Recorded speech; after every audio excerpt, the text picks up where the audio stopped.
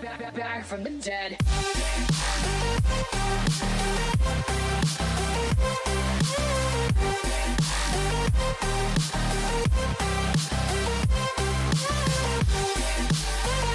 15 candidats toujours plus motivés comme tous les ans, ils sont 15 à tenter leur chance dans Top Chef. Si cette année, les filles sont toujours moins nombreuses que les garçons, on note la recrudescence de candidats gérants de leur propre établissement.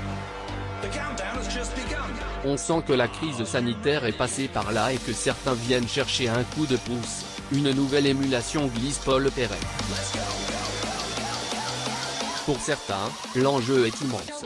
Une manière de savoir s'ils doivent persister en cuisine ou pas, à l'image d'un candidat qui avait ouvert son restaurant à la veille du premier confinement et qui a dû mettre la clé sous la porte et changer complètement de voie pour s'en sortir.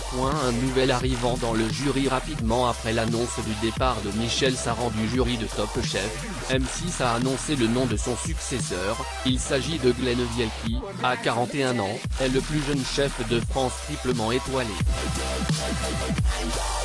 Il a participé plusieurs fois à Top Chef en tant qu'invité et nous l'observions beaucoup à chaque fois, confie Florence Duhaillot, directrice générale de Studio 89 qui produit le programme.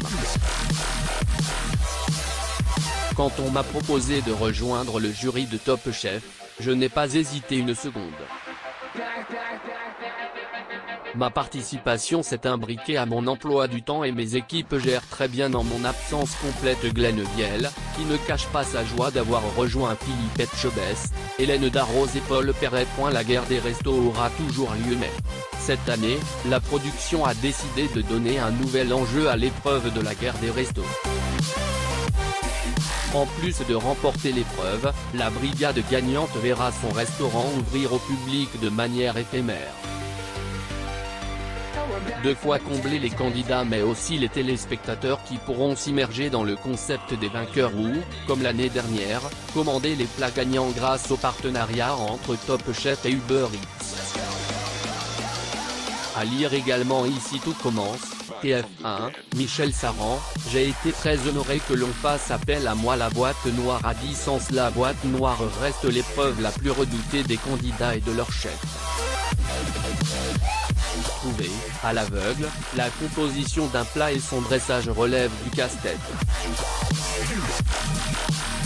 Si cette épreuve emblématique reste la même cette année, elle prend une nouvelle forme pour fêter ses 10 ans d'existence. Pour la première fois, le plat à reproduire après être passé dans la boîte noire sera un dessert. Tous sont unanimes, reproduire une pâtisserie est bien plus complexe que de recréer un plat salé. Nous verrons. Des invités toujours plus fous. Si la saison dernière s'est déroulée sous le thème de la créativité sans limite, cette nouvelle saison persiste dans cette idée et gravit encore un échelon. Sur 25 chefs conviés, on en compte une dizaine venant de l'étranger et avec eux, des savoir-faire tout à fait bluffants.